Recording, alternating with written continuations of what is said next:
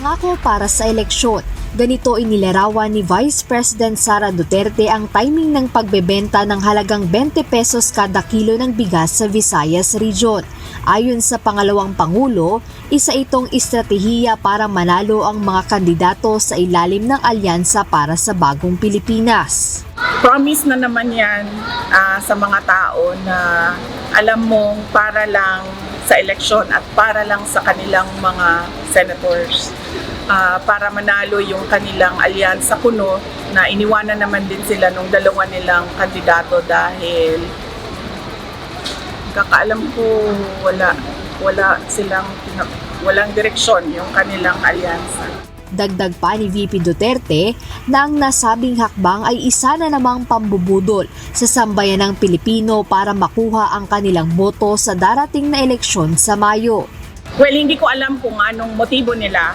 Baka, yes, inaano na naman nila yung mga tao, binubudol na naman nila yung mga tao sa 20 pesos per kilo na bigas.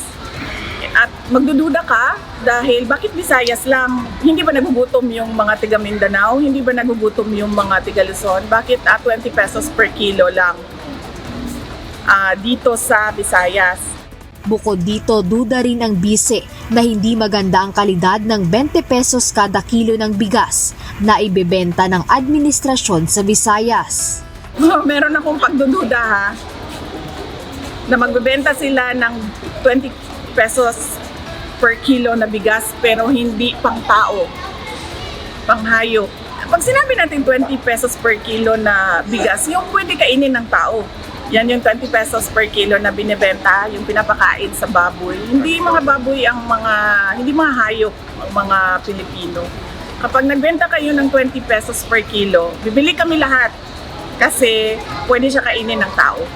Sa ngayon, wala pang detalye mula sa Department of Agriculture kung anong klaseng bigas ang kanilang ibebenta sa halagang 20 pesos kada kilo.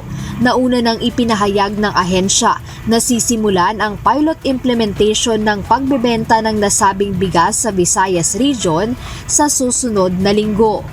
Jed Neresina, UNTV News and Rescue. Diyos ang aming sandigan, serbisyo publiko ang aming pinahahalagahan.